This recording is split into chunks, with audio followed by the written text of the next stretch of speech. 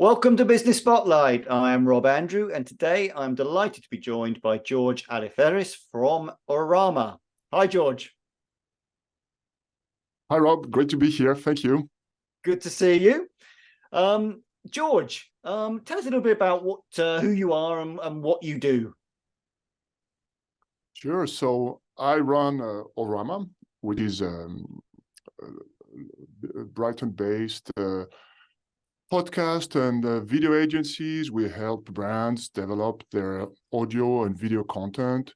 And typically what we do is we let people enjoy their conversations like we do here, and we take care of all the rest, as well as helping them to grow the audience, and more importantly, to have deeper conversation, deeper engagement with their audience.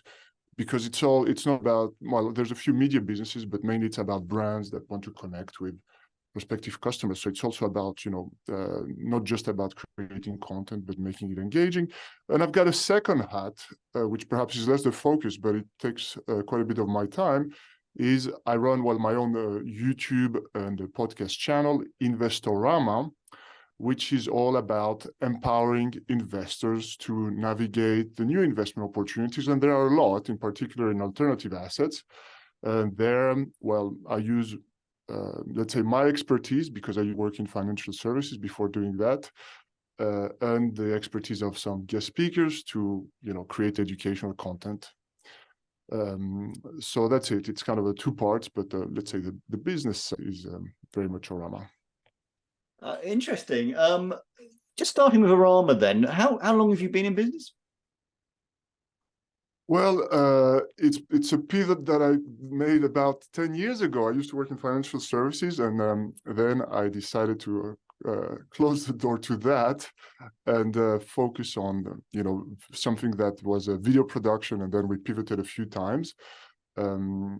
So yeah, it's been, I think, 11 years now.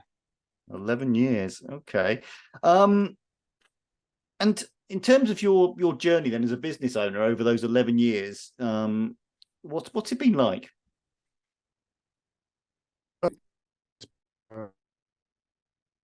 Been right. And like I said, it's been changing a lot. The business has evolved. COVID has killed one of the business that it was before, and it's being brought back from its ashes. So I guess that's been one thing. I've been ready to evolve, keen to explore new opportunities. There's always been one vision for me, which I had from the beginning, which to help brand create ongoing content. And I've been really inspired from the beginning. So we talk about 2012 now, where it was very different, right? It's not like everybody had a video or podcast, whereas now they do. And I realized that some youngsters in their living room, some of them living in Brighton, there were a lot of successful YouTubers here, were reaching huge audiences and very meaningfully. And brands were not even started, right? And this has always been something very difficult for people to understand, or for me to convey, because most people don't really invest in episodical content. But now with podcast, that's something that brands can relate to and create on an ongoing basis. And eventually you might think it's a podcast, but you create a show, right? So that's one of the things that's kind of been the common thread along the ways. But aside from that, it's been changing, pivoting, and also now embracing very much technology. And this is how we see ourselves, where there's both craftsmanship and creativity, but AI is changing very much the workflow, and what we do is very much about workflow. So we strive to be at the forefront of this, finding ways to use it and making the most of it.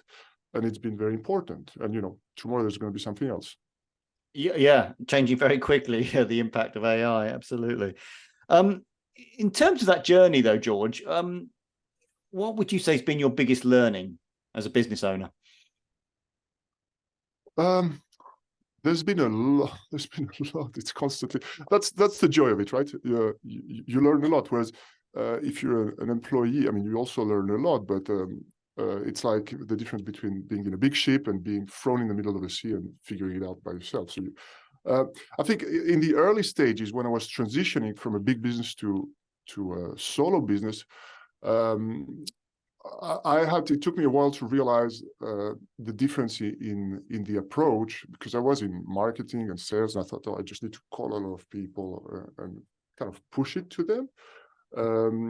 Whereas you need to really build a product first, etc. And I think that's something that perhaps the youngsters are more used to, because everybody now wants to raise funds, build a product, and then commercialize it. But from a traditional point of view, from my perspective, it was the opposite. So this has been a big learning about, building first and then selling. And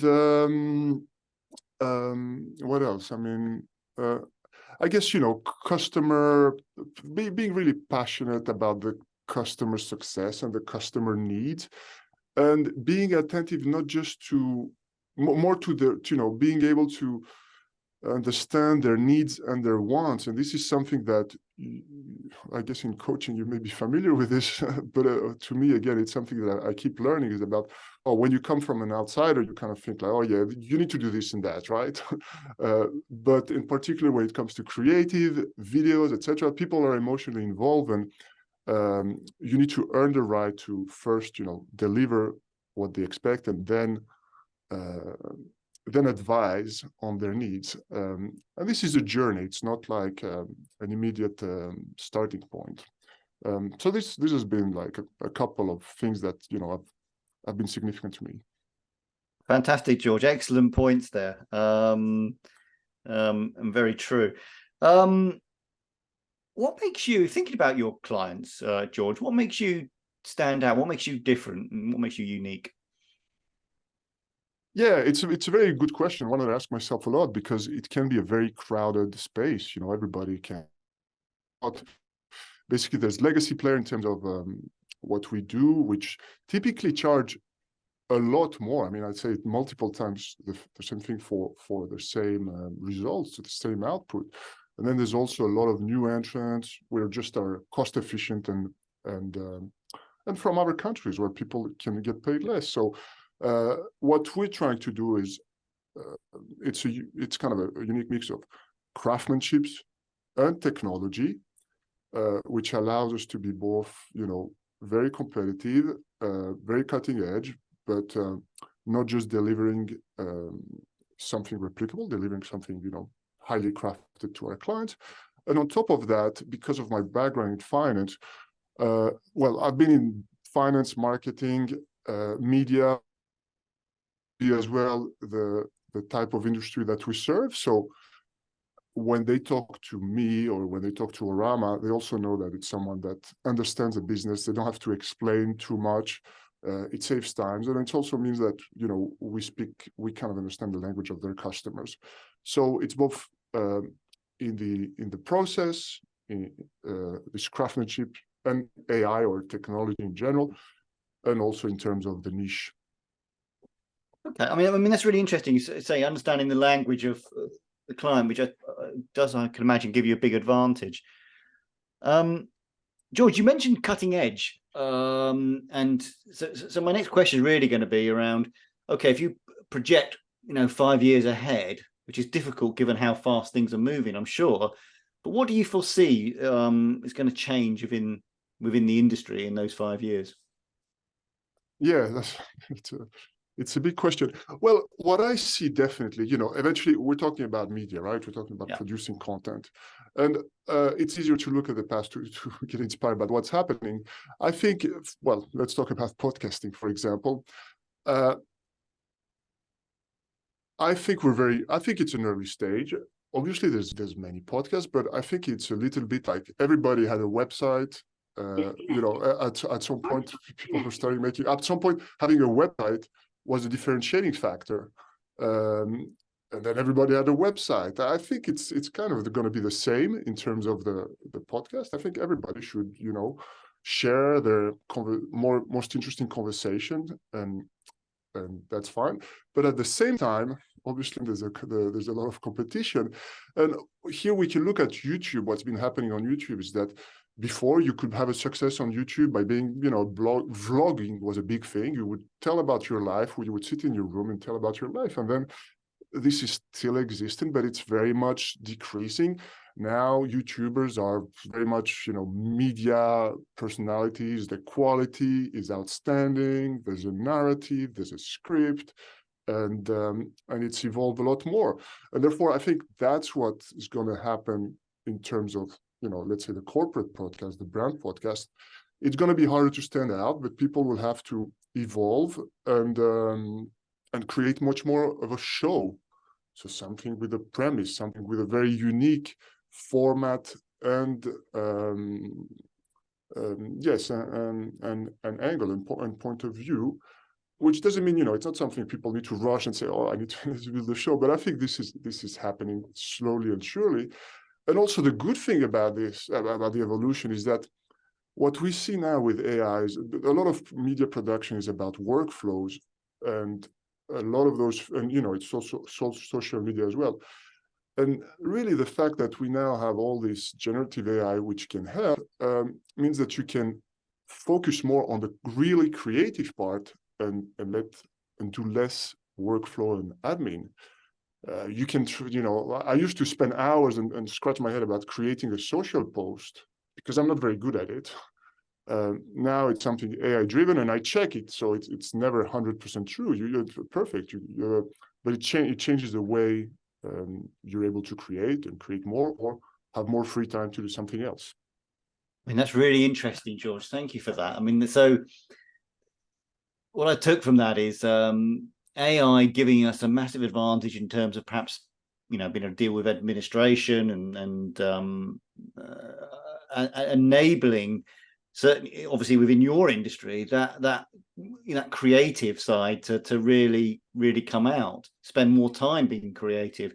So in the next 5 years, you'd see that we're going to see more creative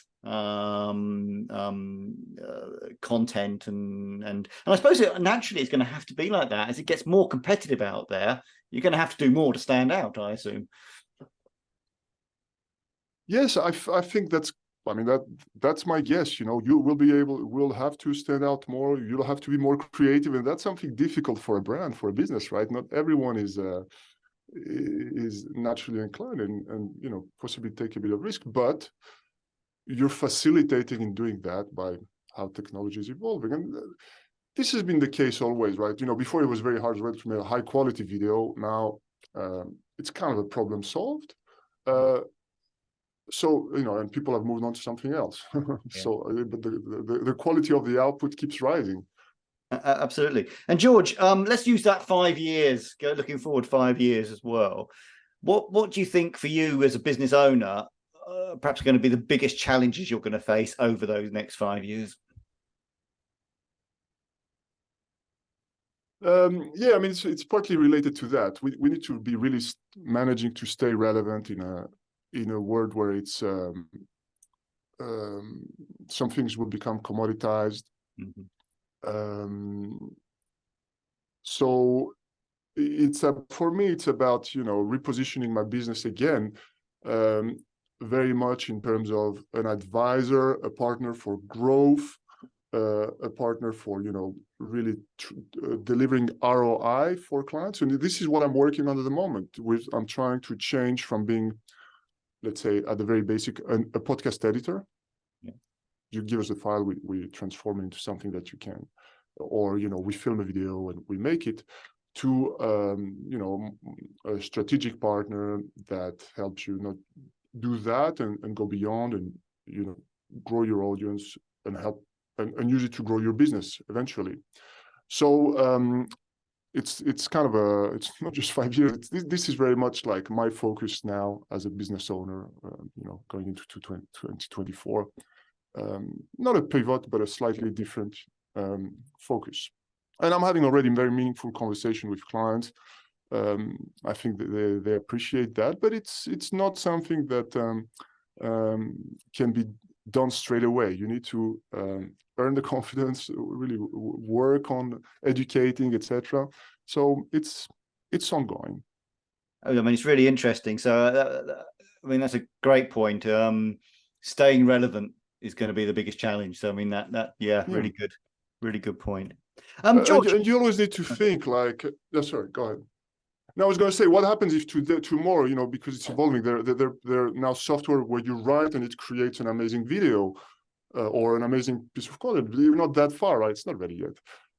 Where will you be there? So will you be completely out of business? I'm asking for myself, or will you be, or are you going to be the one that's using it in order to, you know, deliver something? So, yeah, this is the challenge. Exciting This times. what keeps it interesting. Exciting times, yeah. Definitely.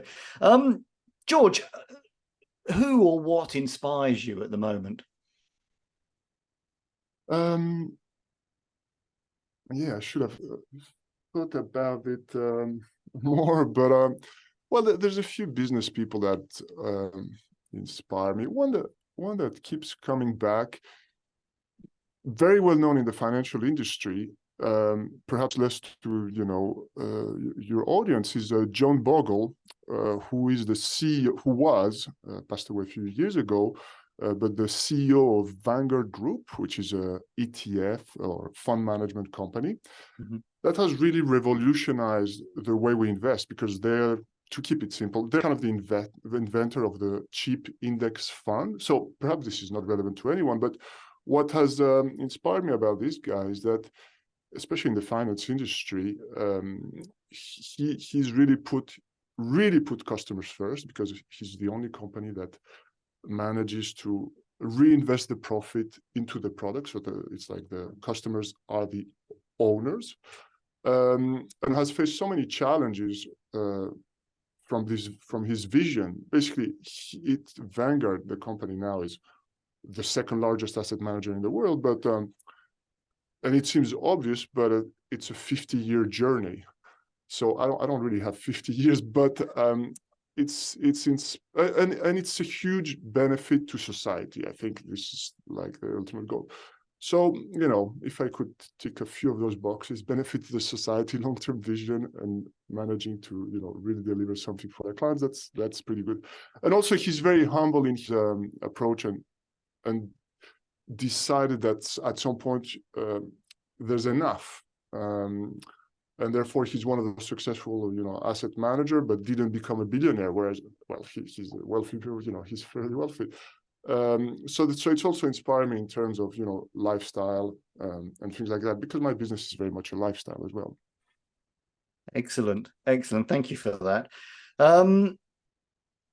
George, what's the best advice you would give to somebody who's considering going into business, going it alone? From your experience, you know, what one piece of advice would you give to somebody thinking through that at the moment?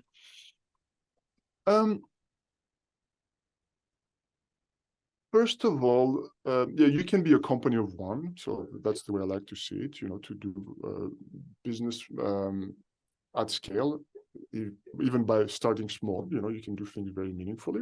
Not everyone's going to build a unicorn.